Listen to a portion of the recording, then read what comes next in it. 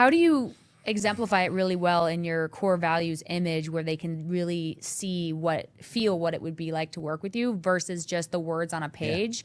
Because I feel like sometimes when I interview people, I go through the core values, I talk about the action, how that shows up, but I think sometimes it just goes over people's heads and they're like, oh yeah, good, great, sounds good. But then when you actually bring them aboard, you're like, okay, clearly these are not your values and you didn't really understand that. And so I'm doing something wrong to Yeah. not explain that properly, or like how do you test people ahead of time to really understand the alignment or not? Such a good question. Such a good question. So one of our other core values is be relentless.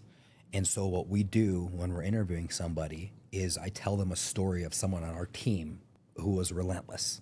So there's a story of our asset manager.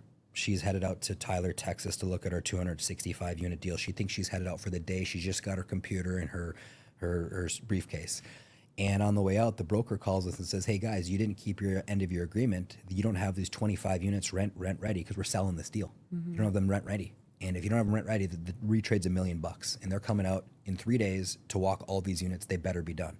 I'm like, hey Don, did we not get clear with our on-site team that those need to be rent ready? And she's like, I wasn't clear on that. There was miscommunication, poor leadership on my end. So I say to Don, these have to be done or this deal's not going to trade for the price we need it to trade at. And so she's a beast and she's like, cool, I'll just stay out here for the next 3 days with the team and I'll rally vendors and I'll bring them on site and I'll work with them until it's done.